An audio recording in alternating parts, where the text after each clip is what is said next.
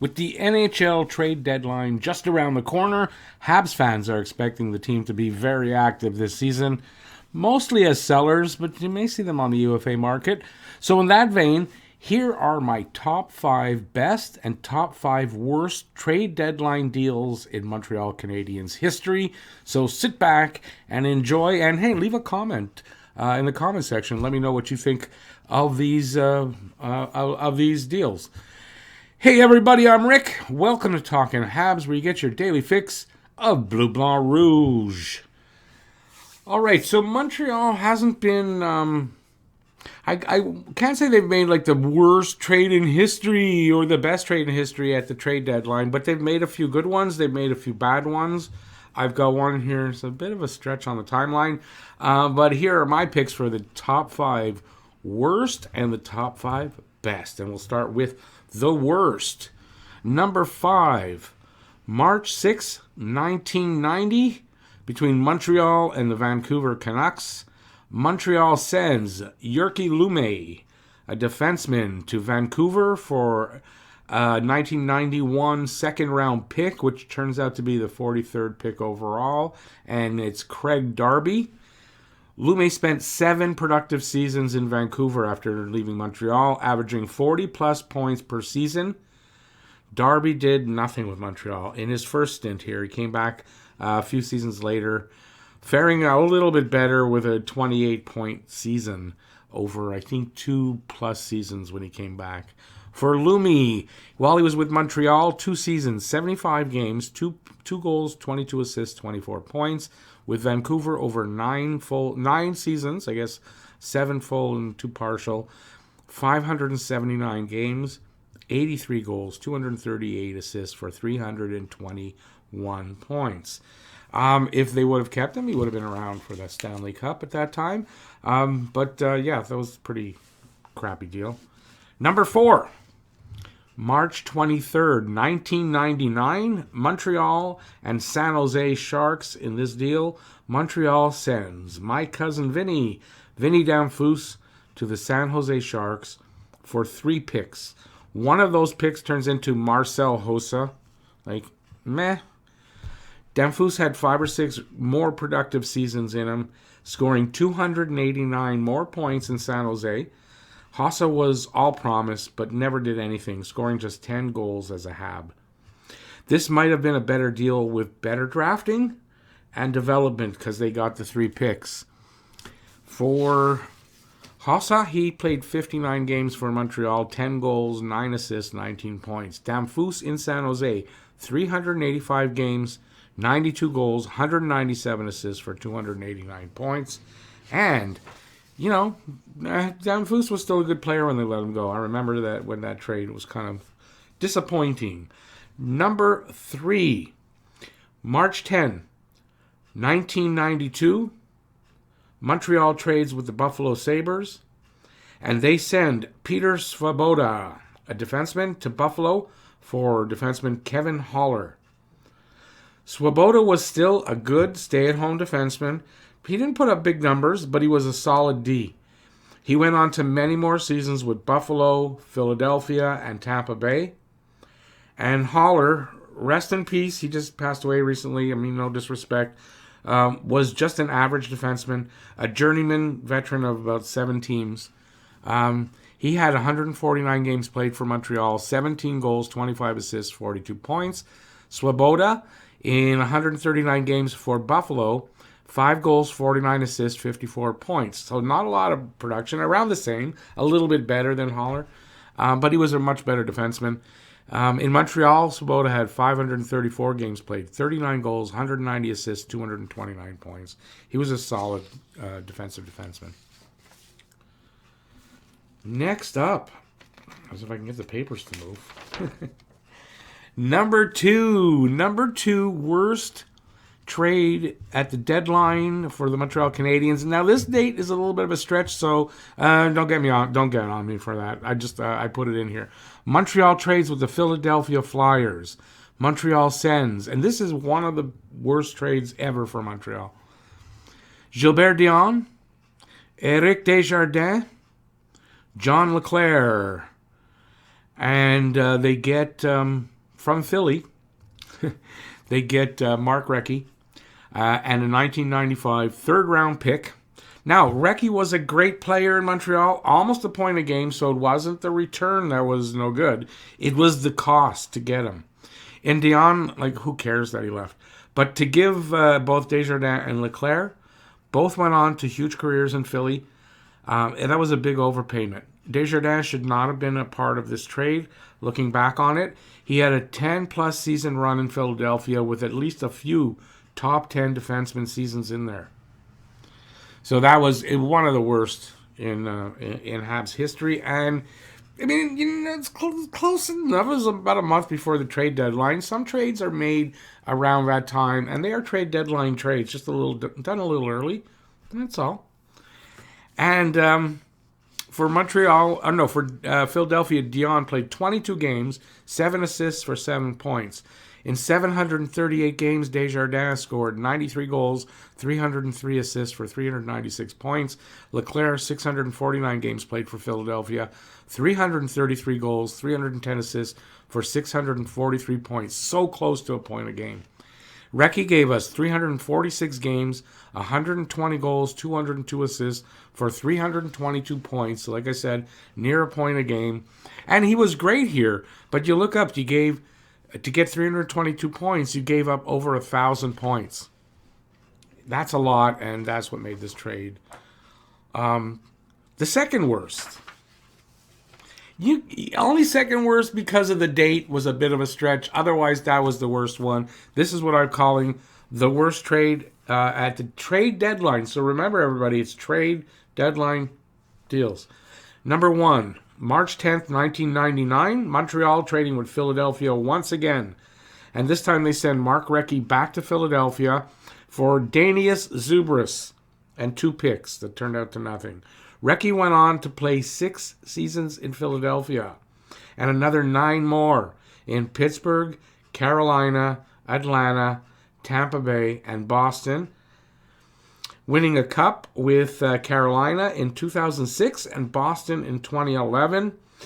It was probably time to trade Recchi. If I remember correctly back at the time, it seems that there was a reason why it was kind of time when they did it.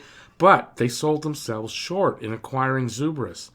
He had a lot of promise, but diddly squat in return at just over 0.5 points per game average. So Recchi, when he went back to Philadelphia, 402 games, 127 goals, 238 assists, 365 points, far from finished. Zubris in 139 games here in Montreal, 29 goals, 45 assists, 74 points, a lot of nothing. A very disappointing player when he was here, I remember, and there you go. That's why that one is the worst one. Now we are going to go on to the best trade deadline deals for Montreal Canadiens since its inception, somewhere around 1980. I went back to 1980 for these. And, so the number 5 best trade deadline deal, March 1st, 2000. Montreal and New Jersey.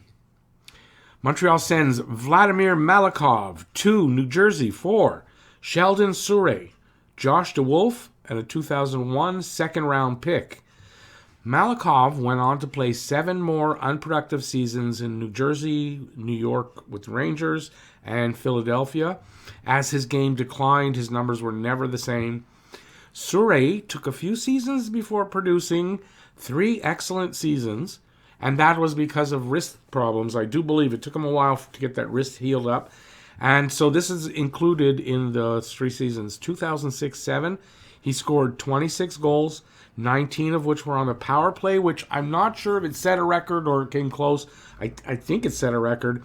He also had 64 points total, and he gave us as fans really a lot of excitement with that shot of his on the point. It was a 100-mile-per-hour shot from the point. He was second one year in the All-Star game. The difference between him and Weber with the shot was I don't think Surrey's was nearly as accurate as Weber's, and that was the thing. That's why it was so exciting, because you kind of, not as bad as Gaston Gingras, but you almost didn't know where it was going. But it was just really exciting. and that was a really good pickup for Malikov, who was right at the start of the decline. So it was good timing. Number 4, April 5, 1995. Montreal deals with New York Islanders. This time they send Craig Darby, the aforementioned earlier, Kirk Muller, and Matt Schneider to the New York Islanders for Vlad Malikov. So this was before we got Malikov, and Pierre Turgeon. Now, Muller was one of my favorites. I loved Muller when he was here. He wasn't here long, but he was great. Muller played another 11 seasons, but was never close to the same player. And I think some of it was he loved to be here in Montreal, and he was so disappointed when he got traded. I heard him in an interview, and I think it did affect the rest of his career. But nonetheless, he never came close to being the same player. He had 37 points as his best season after leaving Montreal for the Leafs in 1996-97. And it just, I don't know if it was just good timing or like he had said in an interview, he really was devastated being traded away. Malikov was still a solid top 4 defenseman, and he gave Montreal some really good seasons. 4 or 5, I don't remember how many exactly. Turgeon would be captain when the old form closed, but would be traded 9 games into, I believe, the following season. And very mysteriously, it was weird because this was a guy, he produced, let's go with over what he produced. In 104 games, that's all he played here in Montreal. A little bit the year he got traded, the next full season, and 9 games into the next one. 50 goals, 77 assists, 127 points. So really mysteriously, they never explained why when they would do that. They traded him, I believe, for Shane Corson, if I want to say. So, it wasn't on his second go-around. It wasn't worth it, and big mistake. So this was not a good, when they traded him away, by the way. But in receiving him, it was a good deal. Malikov, in 283 games with Montreal, 42 goals, 99 assists, 141 points, and 287 penalty minutes. So that's a little more than a penalty minute or a minute a game. He was a physical player. Muller, in 27 games with the Islanders, 7 goals, 8 assists, 15 points. That's over 2 seasons. I don't know if he was injured or what. I know he was devastated for a long time. Darby played 13 games for the Islanders, 2 assists, 2 points. He did return to Montreal in 99-2000, so this was before his second coming. Schneider, 78 games with the Islanders, 14 goals, 42 assists, 56 points. So this was a really good, solid return for Montreal, considering what the guys they gave up produced after they left.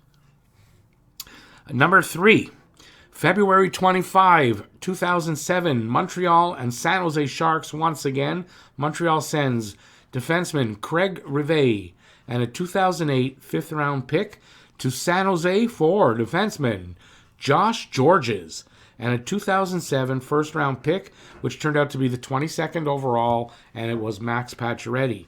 Rivet was a third-pairing defenseman, as was Georges. Georges, though, had the heart of a lion. Not that Rivet was bad. I'm just saying Georges had the heart of a lion and was a solid, physical, stay-at-home defenseman.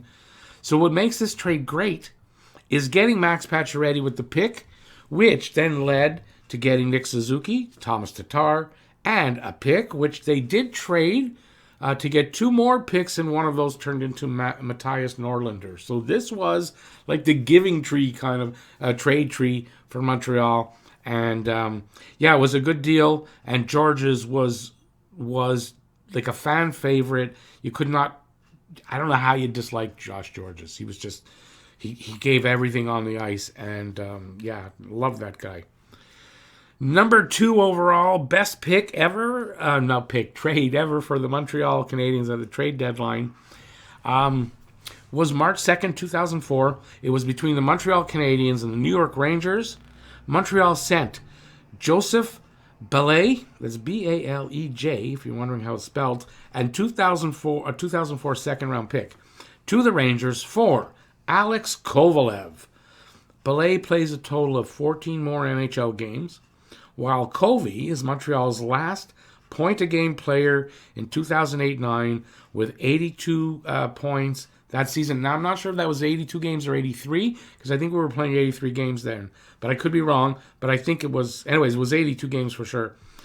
A perennial fan favorite and legend in Montreal. Giving away Belay to get Covey was like getting a star player for free. Like literally, the Rangers just gave us Covey, and that was it. And it was great. So that was the number 2. I should go over the points there that they got, eh? That would help. I'll tell you what they got. Belay, 4 games for Montreal, nothing. With the Rangers, 13 games, 1 goal, 4 assists, 5 points. And he ended up in Vancouver, played 1 game there with 1 assist. In 18 NHL games, 1 goal, 5 assists, 6 points, nothing. In Covey, in 314 games with the Canadiens, 103 goals, 151 assists for 254 points.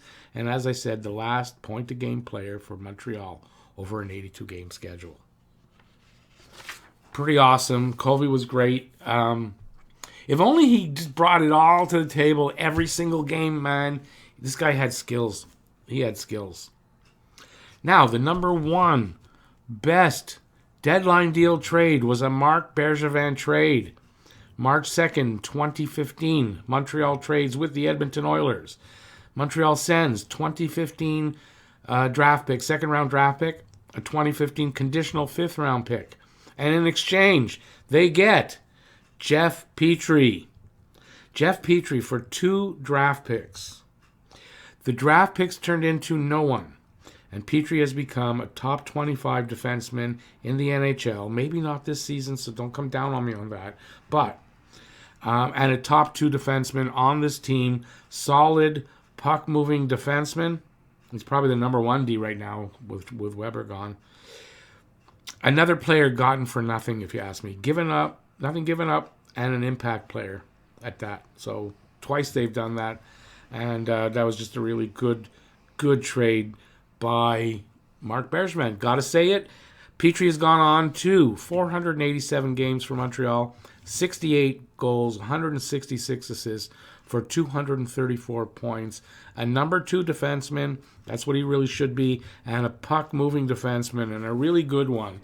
And a tough guy to play against, I think. I like Petrie. I know he probably won't be around much longer here, but I like him, and that was a hell of a deal.